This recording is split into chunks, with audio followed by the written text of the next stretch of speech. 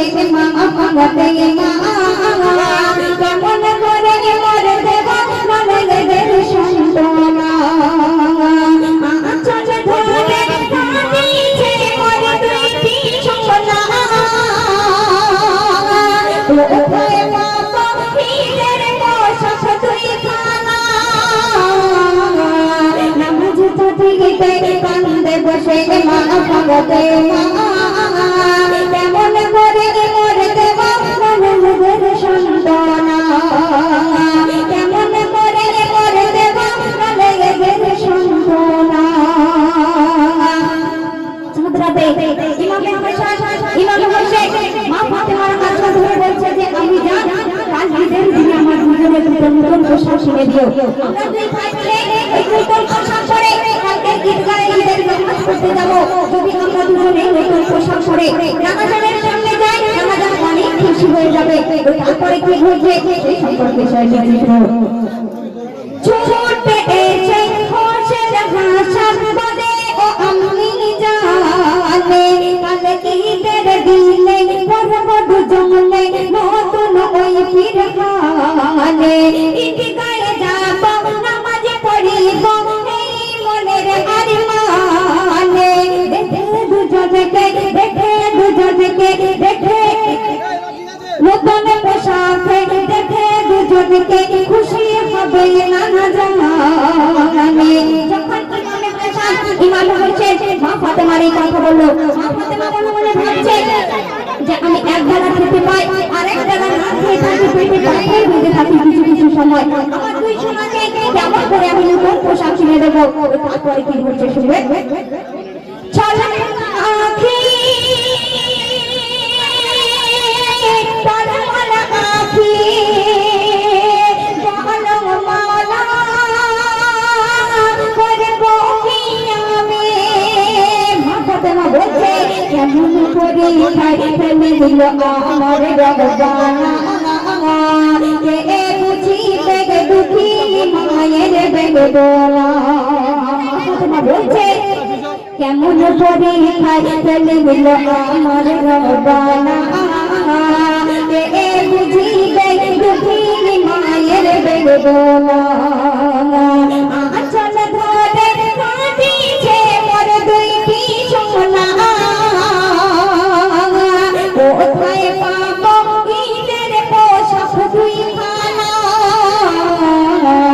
নামাজ পড়তে কান্দে বসে মা ভাঙাতে মা কেমন করে মরে দেব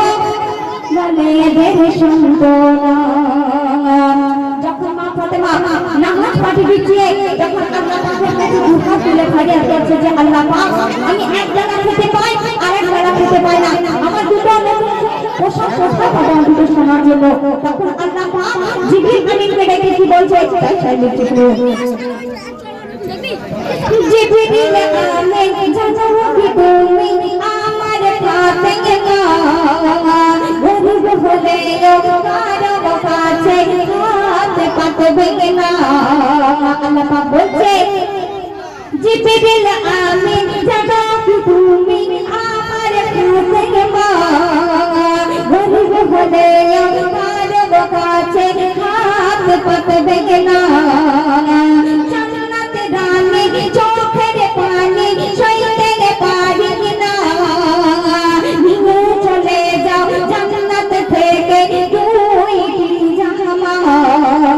আল্লাহ পাক জিবরিল আমিনকে ডেকে বলছে হে জিবরিল আমিন তুমি ওই জান্নাতের থেকে নতুন পোশাক দুটো নিয়ে মা ফাতেমার বাড়িতে চলে যাও তখন জিবরিল আমিন ওই জান্নাতের ভিতর থেকে দুটি কেমন পোশাক আনলো এবং মা ফাতেমাকে কি বলছে তাই সাইলেন্ট ছিল পিরখানে লাল পিরখানে নীল পিরখানে জিবরিল আমিন বলে এলো সেদিন ফাঁকাতে মা ঈদের পোশাক কেমন খুলে দেখো না তোমার খুশিতে খুশি স্বয়ং রব্বানা আমি জিবরিল আমিন গোপন প্রকাশ করো না পাটিতে কান্দে বসে মা ভাঙাতে মা কেমন করে মোর দেব নামের সন্তনা জান্নাতের ভিতর থেকে একটি লাল পোশাক এবং একটি নীল পোশাক দিয়ে যখন মা ফাতেমার দরজায় এসে জিবরিল আমিন ঠক করে ডাকতে শুরু করে দিল মা ফাতেমা বাইরে বেরিয়ে যখন ওই পোশাক উল্টো হাতে নিল ওই জিবরিল আমিন বলছে আমি কোথা থেকে এসেছি আমি কে কোথা থেকে এই পোশাক চলে দিচ্ছি তুমি এই প্রশ্নটা করো না এই পোশাকটা খুলে দেখো কেমন হয়েছে তুমি খুশি হলে আমার আল্লাহ পাক খুশি হয়ে যাবে তো শেষ কথায় তুমি কি লিখে শুনবে বলছে কুরআন আল্লাহ মোহন করিল এই আলানে পড়েছে নামাজ পড়েন পিরহান হোসেন আর রমজান আর ওই জামাতে ইমাম ছিলেন নবী গো জাহানে জান্নাত পাবে ওই জামাতের সকল মুসলমানে যে নামাজে ইমামে হাসান ইমামে হোসেন নতুন পোশাক পরে চলে গেল ঈদগাহ নামাজ পড়তে ওই ঈদের নামাজের যিনি ইমাম সাহেব ছিলেন বিশ্বনবী জীবনের বাদশা তিনি ওই জামাতের ইমাম ছিলেন ওই জামাতের যত মুসলমান ছিল যারা ওই ইমামের পিছনে নামাজ পড়তে সকলকে আল্লাহ পাক জান্নাতি করে দিয়েছে তো শেষ কথায় বলছে সুবহানাল্লাহ সুবহানাল্লাহ জানে না বোঝা খোদার লীলা কেমন ছিলেন নবীর বেটি ফাতেমা ভেবে দেখুন ও মুমিন মুমিনা ও বি খায়রুল লিখে যায় তার বর্ণনা খোদার কাছে চাইলে নিরাশ করে না নামাজ পাটিতে কান্দে বসে মা ফাতেমা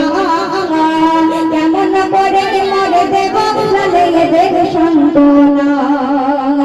নামাজ পাটিতে কান্দে বসে মা ফাতেমা